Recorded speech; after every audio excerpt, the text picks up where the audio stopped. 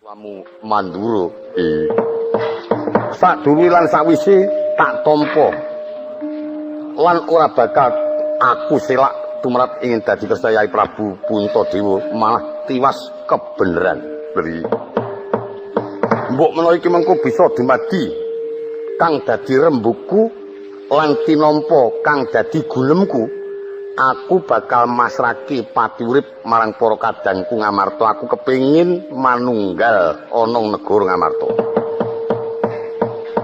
Menapa sebabipun Wa Prabu?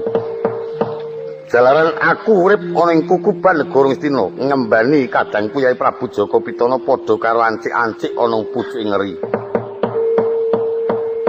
Aku ngerti menawa negara Ngastina iku sejatine ing wektu iki kapanjalman jajalanak.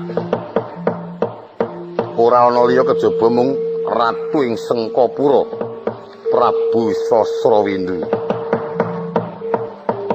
Wa Prabu saged mengendikaken ing mekaten menika wau menapa sinten wonten ingkang kinarya jalaran kamurkanipun Prabu Sasrawindu sepisan dheweke saguh bakal dadi senopati, saguh nyirnake para kadangku Ngamarta. Ingkang sejatine ora sak mestine yen ana kedadian perang Brontoyuda dheweke dadi senopati mekaten. Kaping pindhone iku turuning mungsuhku.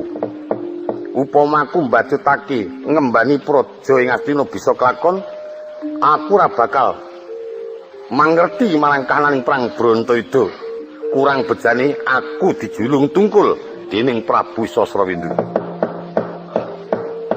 Yen mekaten sakderengipun Wa Prabu wawancara kaliyan para pepundhen kula ingkang putra Gatotkaca sampun sagah nampi ngendikanipun Wa Prabu, kula tetepaken minangka pengayoming para pepundhen kula jajar kaliyan Wa Prabu Bathara Kresna. Mengkono nggih.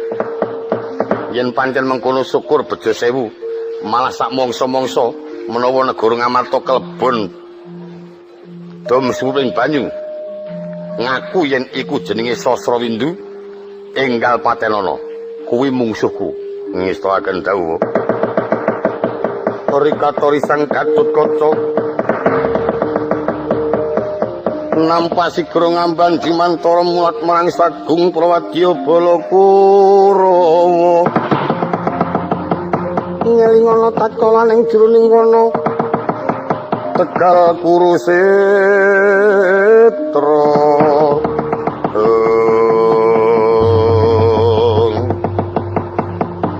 Tan yen teka mangkono dereng ngantos purna pangandikan ing